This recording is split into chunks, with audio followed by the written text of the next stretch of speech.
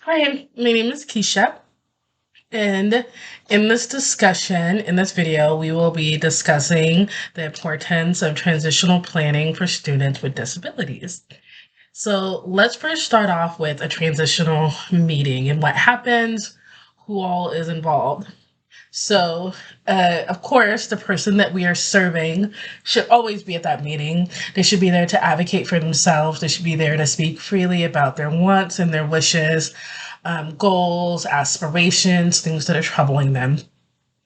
Next, we should always have a parent there or guardian. These meetings cannot happen without a parent or a guardian. So, their um, their presence is essential.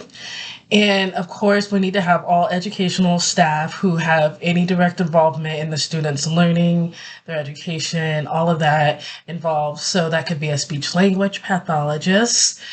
That could be their general education teacher, of course, their special education teacher. If the student is planning on getting any services through vocational rehabilitation, a vocational counselor should always be there. And that just really helps show the amount of support that the student is getting and that we're all there to help them. And so throughout the process of transitioning, sometimes that process is years long. Sometimes it starts off when the student is maybe like 12, 13, 14 years old.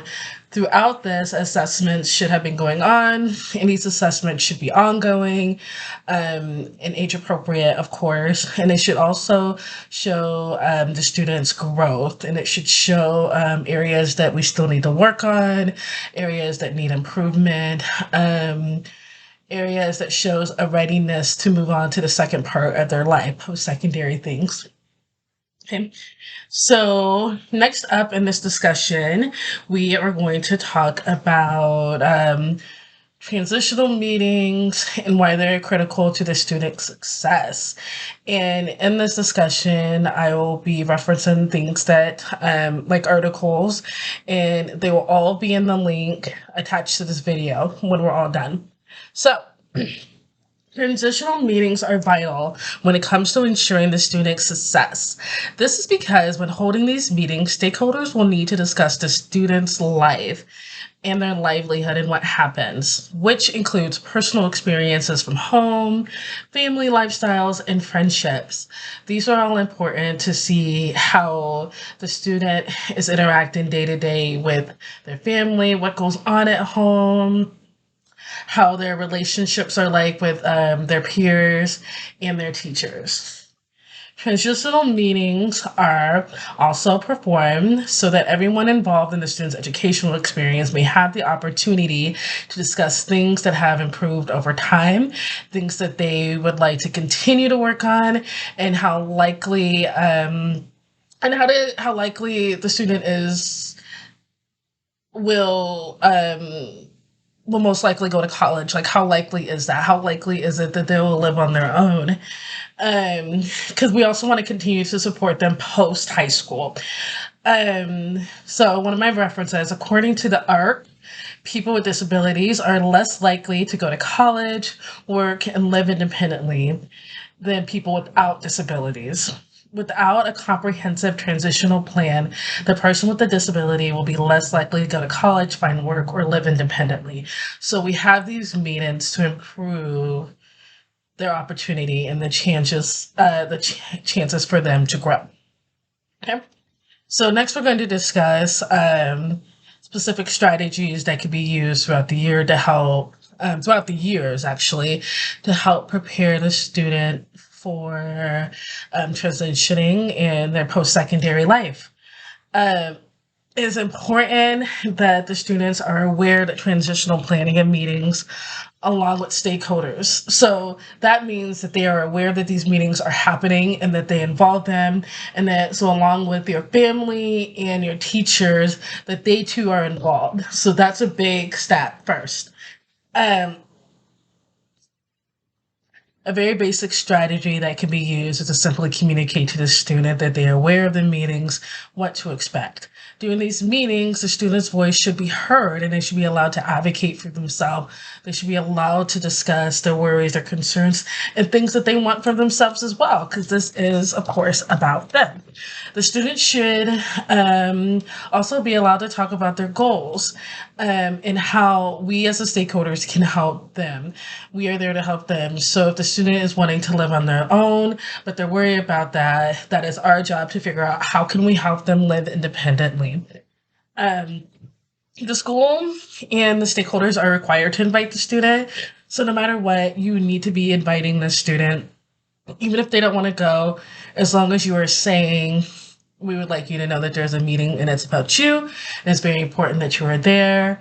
They can decline if they want. They don't have to be there, the student, but it is important that you are allowing them to know that this is happening. Um, Another great thing to do is have the students write down their ideas and goals and the things that they want to work on and bring all those things to the table. And then from there, the stakeholders can say, this is how I can help you. And so there are a lot of evidence-based strategies that can be used throughout the years to help us to prove readiness for the students. Um, so, and evidence-based strategies help to make sure that their unique needs are being met. And so, an evidence based strategy that can be used for transitional services, the one that I thought of immediately, is a person centered plan. Person centered plan sounds exactly what it is. It's a plan that is focused on that person, and that's really exciting. This is where the stakeholders develop a comprehensive plan, a strategy of how they can better assist a person in their needs through development of understanding their skills, goals, wishes. And with that, a person centered plan should involve how the person would like to see themselves grow. How would you like to see yourself grow? So that's all about a person centered plan. It also incorporates the community and should focus on the person's strengths. What can they do now? And like, what can they do now? How can we build that from now? And then from there, you can do community outreach and figure out how you can incorporate the person's goals to what they can do in the community. And that's usually where a vocational counselor comes into play, because they can have a lot of work and a lot of on the job training for that person. So, some evidence-based practices that I can think of when we think of like independent living is like teaching them skills like chaining. And chaining is when you do a step by step. Like, so if you want to teach them about hygiene, it could be, like first you turn the water on before you get into the shower. Then you, of course, get into the shower, make sure your body is wet. Next, you will get the soap and you'll wash your body. First, you'll do your like armpits and then you'll move on. Or it could be take your toothbrush out, put the toothpaste on, get your toothbrush wet, brush your teeth.